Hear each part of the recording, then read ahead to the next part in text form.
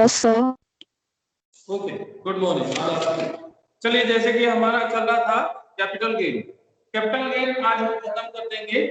Capital gain में कुछ और न्यूमेरिकल क्वेश्चंस कर लेते हैं और इसके पश्चात हम इस टॉपिक को यहीं पर क्लोज करेंगे। ठीक है, क्वेश्चन नोट करेंगे। ये जो क्वेश्चन मैं बता रहा हूं ये स्टैम्प शुल्क से रिलेटेड है ना। जैसे रजिस्ट्री वगैरह करवाते हैं या फिर कोई अपन बिल लिखते हैं तो ऐसे समय स्टैम्प ड्यूटी की जरूरत पड़ती है और उसके अनुसार से बनाते हैं। तो ये उस पे आधारित क्वेश्चन है। लिखेंगे निम्नलिखित विवरण से अमित कुमार के कर योग्य पूंजी लाभ की गणना कीजिए।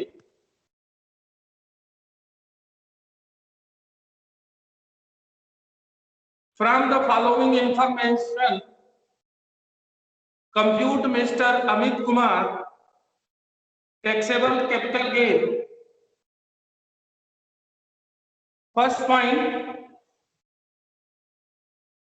वह 3 रिहायशी मकानों का स्वामी है।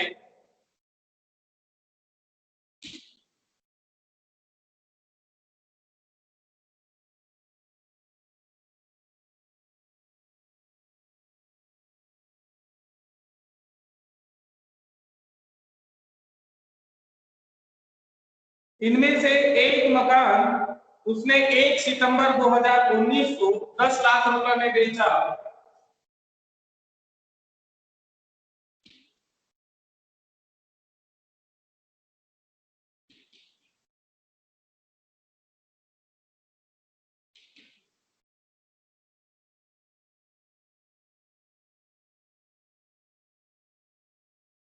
लेकिन पंजीयन के लिए स्टैंप शुल्क निर्धारण के लिए राज्य सरकार द्वारा इसका मूल्य 13 लाख रुपए निर्धारित किया गया।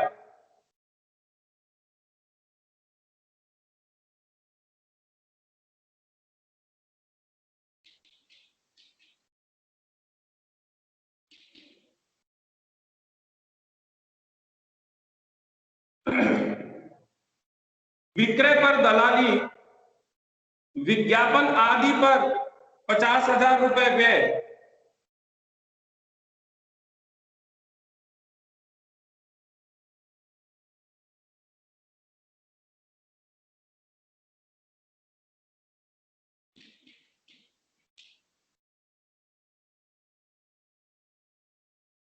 यह मकान उसने 1998 में मार्च 1998 में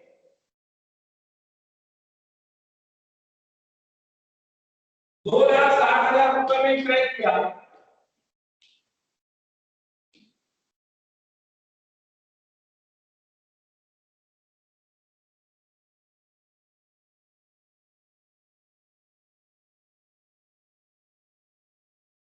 रजिस्ट्रेशन में 10,000 रुपए व्यय।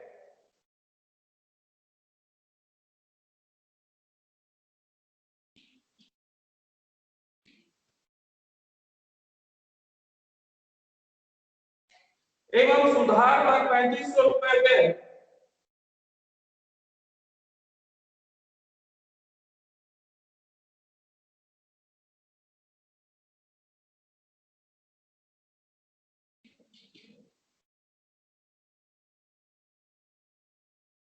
पिछले वर्षों में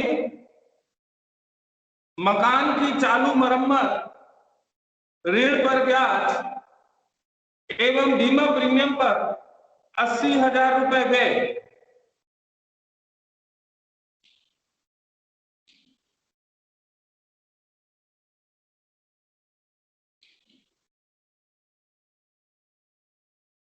इंग्लिश मीडियम वाले नोट करेंगे, he is owner of 3 residential house. Out of this, he sold a house on 1st September 2019 for 10 lakhs. Will the value is determined by the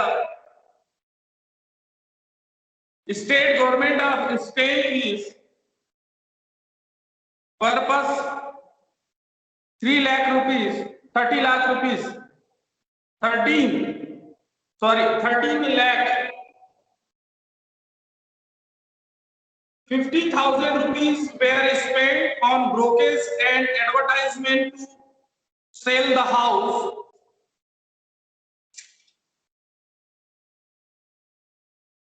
The house was purchased by him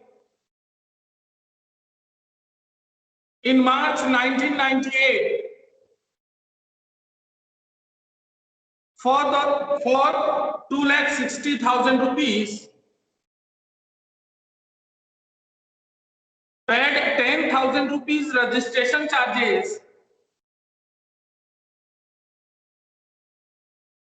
and 35,000 rupees spent on renovation.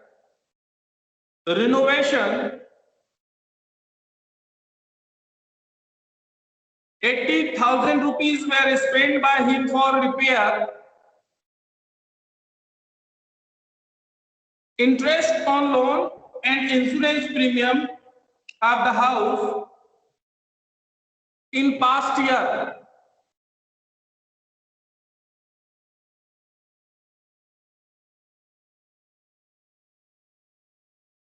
Second point लिखेंगे,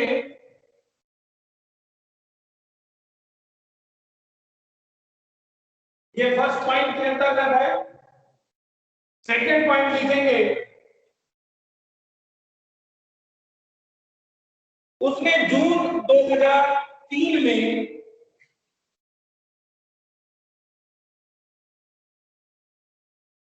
Ambuja cement company के 2,50,000 रुपए अंकित मूल्य के 12% debenture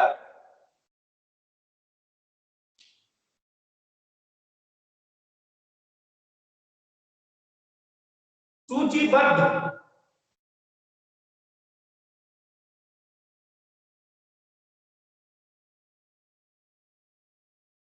सममूल्य पर खरीदे एवं ये ऋण पत्र गत वर्ष में 3,82,000 रुपए में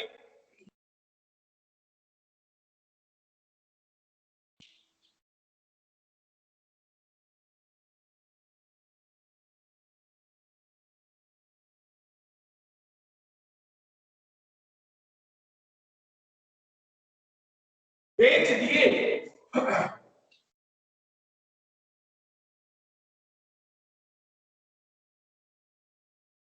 विक्रय पर 2,000 रुपए दलाली दी।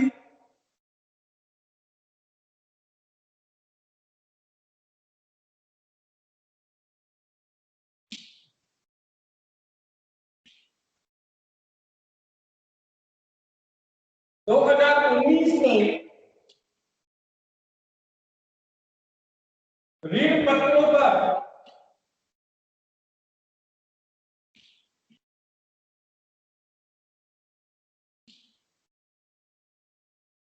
30,000 रुपए ब्याज प्राप्त हुआ।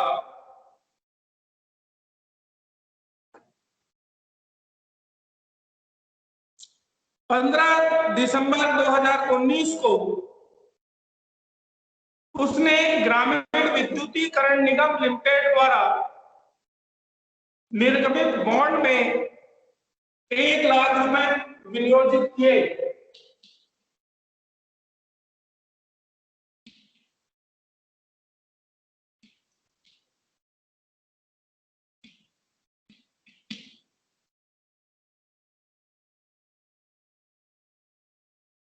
लागत सूचकांक इस प्रकार है, 2001, 2002 100,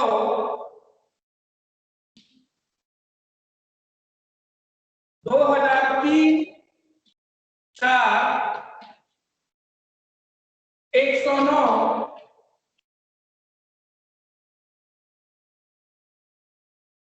2019-20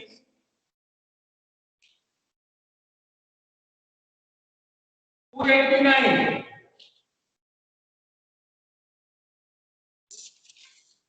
इंग्लिश मीडियम वाले लिखेंगे ही purchase Ambuja cement company 12% debenture listed, face value 2,50,000 8 पर in June 2003.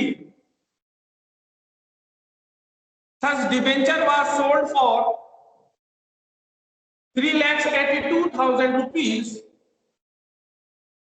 during the previous year. On 1st July 2019, brokerage 2,000 was paid on sale in 2019.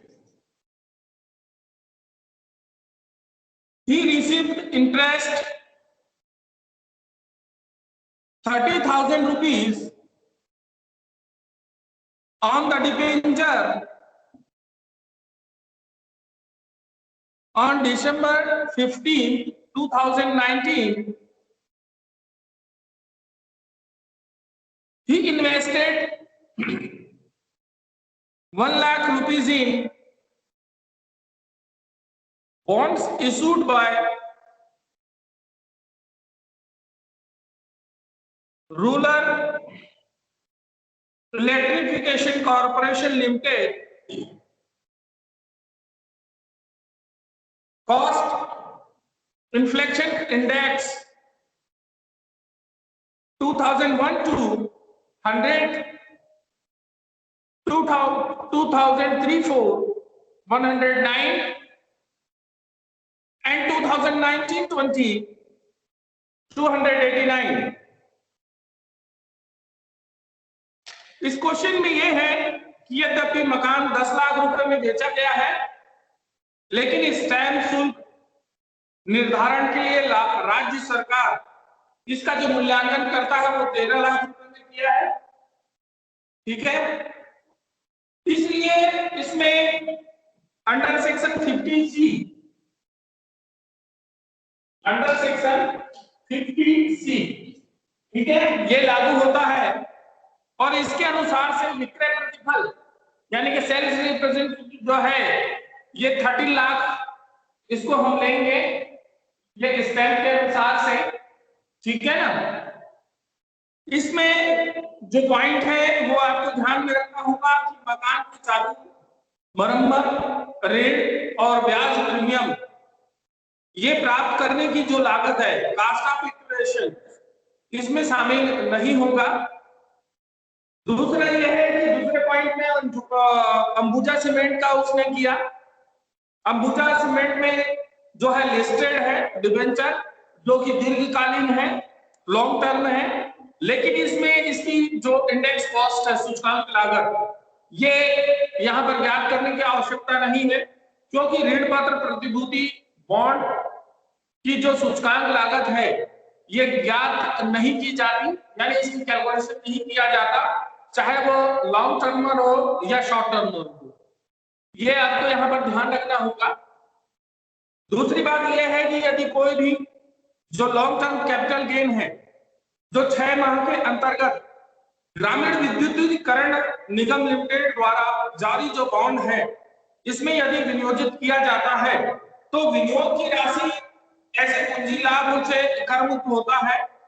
तो यहाँ पर अंबुजा सीमेंट के जो ऋण पत्रों से जो दीर्घकालीन पूंजी लाभ है 1 लाख रुपए तक ये कर मुक्त होगा।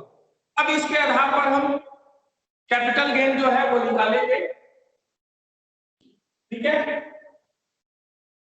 Statement of capital gain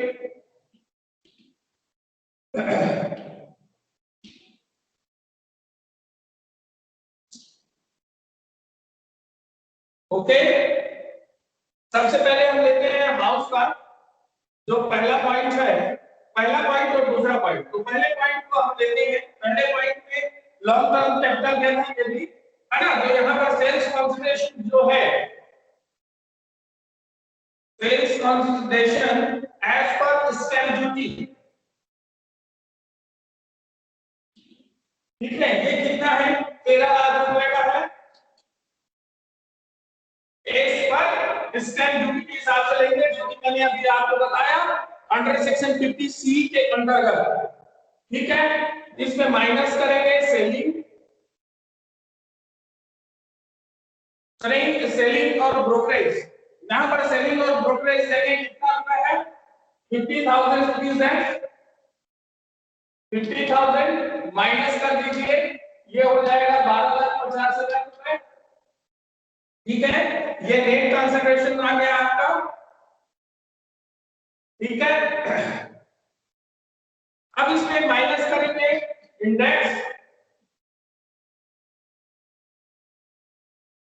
index जो है वो निकालिए।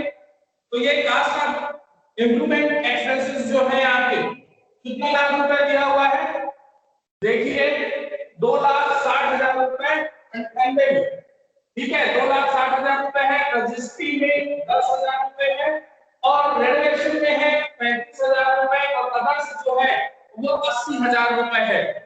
ठीक है, तो यहाँ पर हम किसको लेंगे, आपका ये जो परचेस किया है 2,60,000 रुपए, यहीं पर मैं कर देता हूं 2,60,000 रुपए है। फिर रजिस्ट्री में 10,000 रुपए का खर्च किया है, प्लस उसने रेनोवेशन में 35,000 रुपीज लिया है। ठीक है, ये टोटल इसका ले लेंगे कितना हो जाएगा, 3,05,000 रुपए। ठीक है, तो ये 3,05,000 रुपए खा लेंगे। ये कब निकलेगा आपका, कब है, मार्च 98 में। ठीक है, मार्च 98 है, यानी कि पूर्व का है, तो ये किसमें चला आएगा, 2001 2002 में आएगा। ठीक है, हम इसको लेंगे क्योंकि ये पहले का है।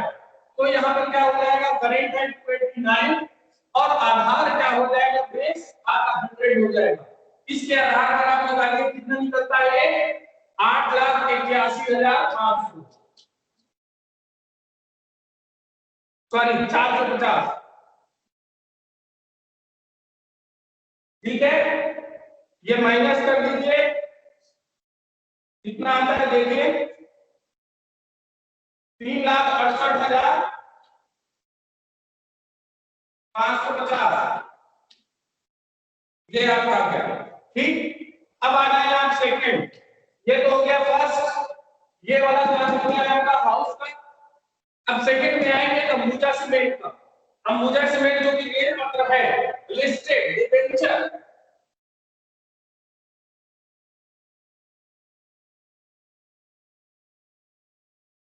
ये लिस्टेड है आपका। ठीक है, तो लिस्टेड के लिए मैंने आपको बताया था, इसको इसी के लिए सेल जो किया है, सेल इसका कितना है, 2,82,000। अच्छा, इनर लिंक में ये यहां आ जाएगा, सेल कंसीडरेशन आ जाएगा आपका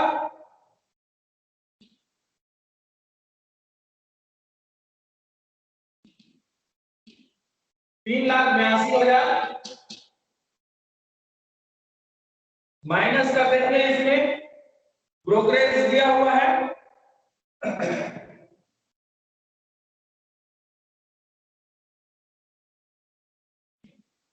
2,000 रुपए, ये हो जाएगा 3,80,000 रुपए। फिर इसमें इसका इंडेक्स कॉस्ट इक्वेशन निकाल लीजिए।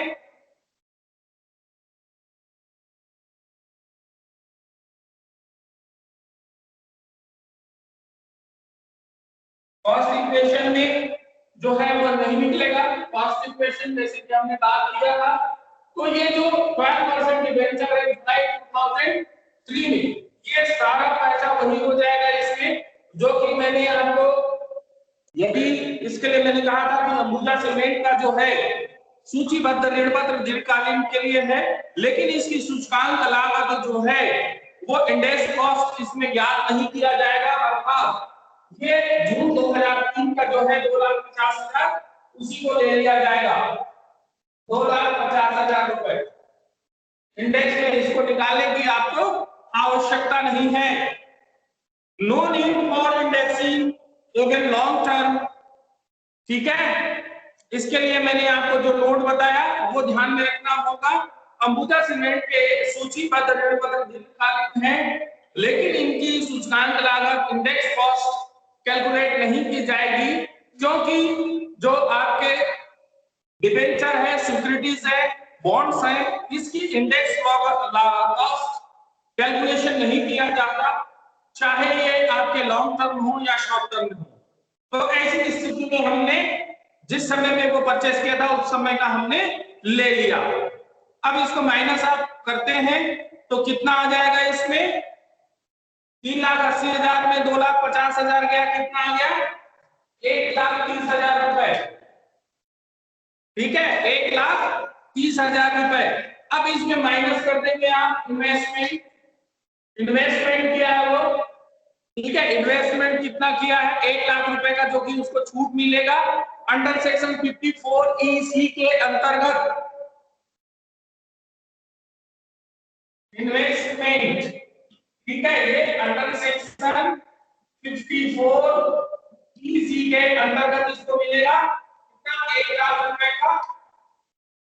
ये माइनस कर दीजिए तो कितना आएगा इसका, 1,00,000 माइनस हो गया 1,30,000 में, 30,000 बचा।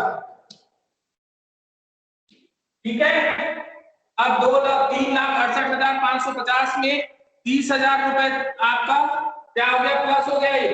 ठीक है, फर्स्ट का आया 3,68,550 और दूसरे का आया 30,000, दोनों को मिला देंगे कितना हो जाएगा, 3,98,550। ये हो जाएगा आपका long term capital gain taxable, long term capital gain. Okay, clear है?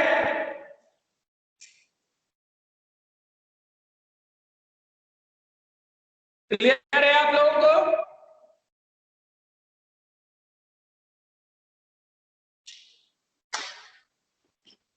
Yes sir. आवाज आ रही है आप लोगों को? Yes sir. दिख रहा है पूरा? Yes sir. ओके,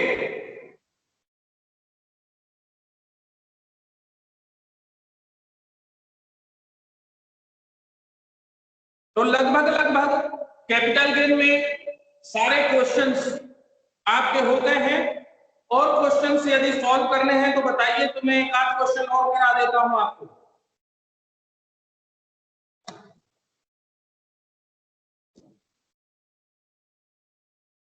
क्या और कोई क्वेश्चन करने हैं?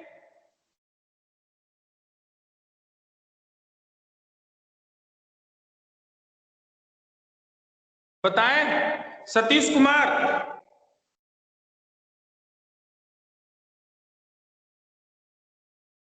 डीसेल,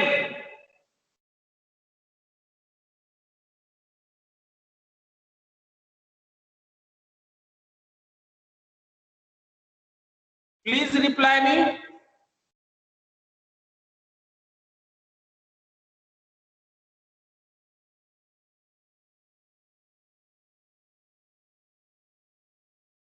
Satish Kumar,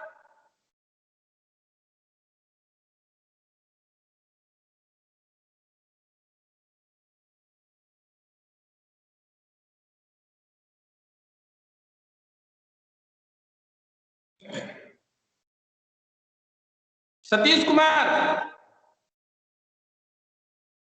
D Sam, Priya Soni. Yes sir. हाँ बताइए, क्वेश्चन बताना है।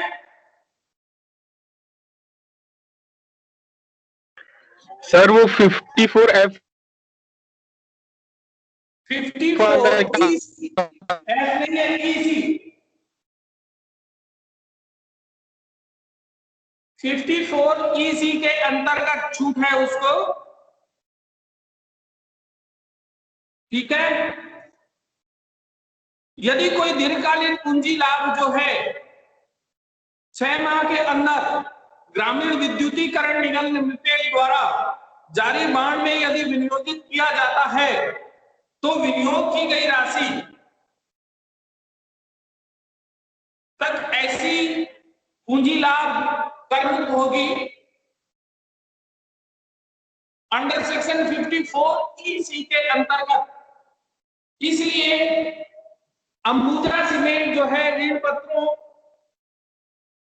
पत्रों से प्राप्त दीर्घकालीन पूंजी लाभ है उसमें 1 लाख रुपए का छूट दिया गया है, ये कर मुक्त होगा।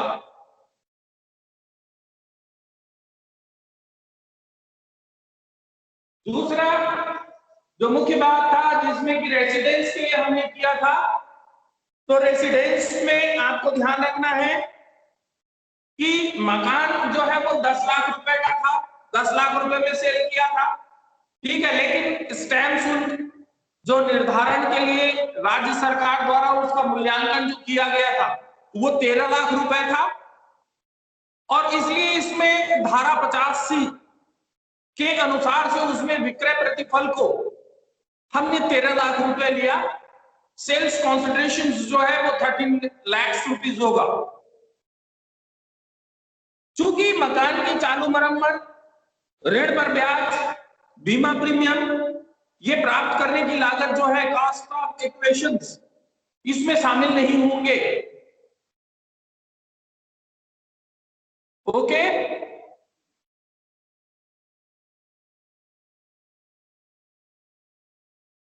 क्लियर है?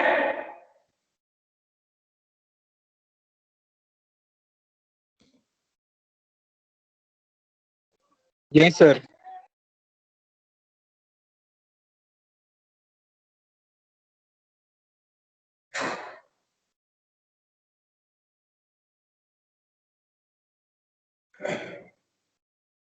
और बताएं इससे संबंधित और क्वेश्चंस सॉल्व करानी है कैपिटल गेन में।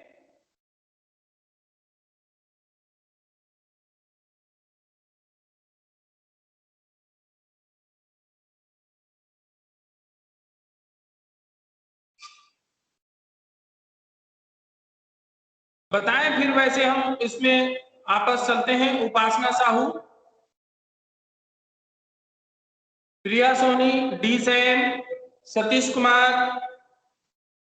जगबंधु, बताएं, रिप्लाई करें भाई।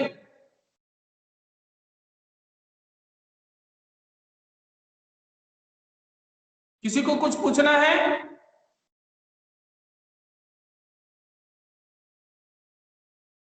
नहीं सर। ओके ठीक है, तो फिर नेक्स्ट क्लास लेंगे। फिर आप लोगों को और कोई क्वेश्चंस नहीं चाहिए तो फिर हम नेक्स्ट क्लास करेंगे। नेक्स्ट क्लास में नेक्स्ट टॉपिक के साथ करेंगे इनकम टैक्स हेड के अंतर्गत जो आपका लास्ट पॉइंट है आपका, ठीक है, अदर सोर्सेस, हम इसमें बात करेंगे। ठीक है, जी सर। Yes sir. जितने भी मेन पॉइंट्स थे आपके, salary, house property, business and profession, ठीक है, कैपिटल गेन आज हम यहीं पर क्लोज कर दे रहे हैं। यदि किसी को कुछ क्वेश्चंस पूछने हैं या और इससे संबंधित क्वेश्चंस न्यूमेरिकल्स बताने हैं तो आप बताइए, तो वो हम आज सॉल्व करके इसको कंप्लीट कर देते हैं। अदरवाइज नेक्स्ट क्लास में हम income for other sources topic पर चर्चा करेंगे जो कि आपका आईटी एक्ट के अंतर्गत आपका नेक्स्ट टॉपिक होगा। ओके, हाँ बोलिए, कुछ बोल रहे हैं आप? सर 54F के अंतर्गत का एक क्वेश्चन और बता दीजिए। 54 EC के अंतर्गत एफ सर, एफ। 54F के अंतर्गत यस सर। आवाज क्लियर नहीं आ रही है आपकी।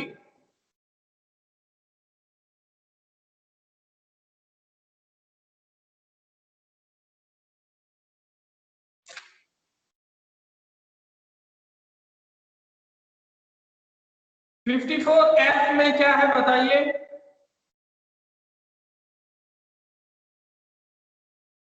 ज्वेलरी से सर, रिलेटेड है क्या 54F? रिहायशी मकान वाला सर। हाँ,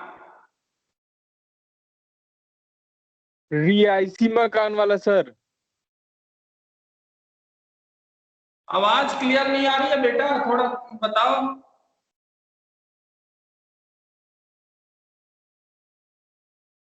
ये जो है नेटवर्क आपका प्रॉब्लम है सर। 54, 54B, 54D, 54EG और 54F, ये जो है नई संपत्ति के विनियोग करने के समय में जो गणना की जाती है उस तिथि में उसको किया जाता है, और जब क्षतिपूर्ति की रकम प्राप्त होती है तो उस समय किया जाता है।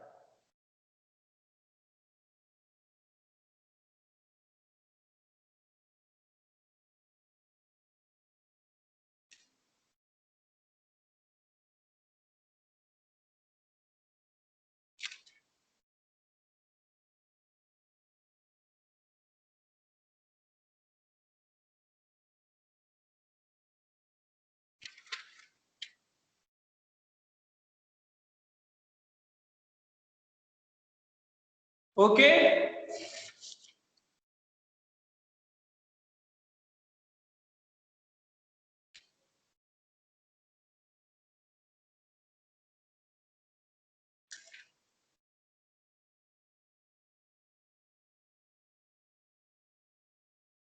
चलिए ठीक है, आज यहीं तक करते हैं और नेक्स्ट क्लास में इनकम फॉर अदर सोर्सेस इस टॉपिक पर बात करेंगे। ओके।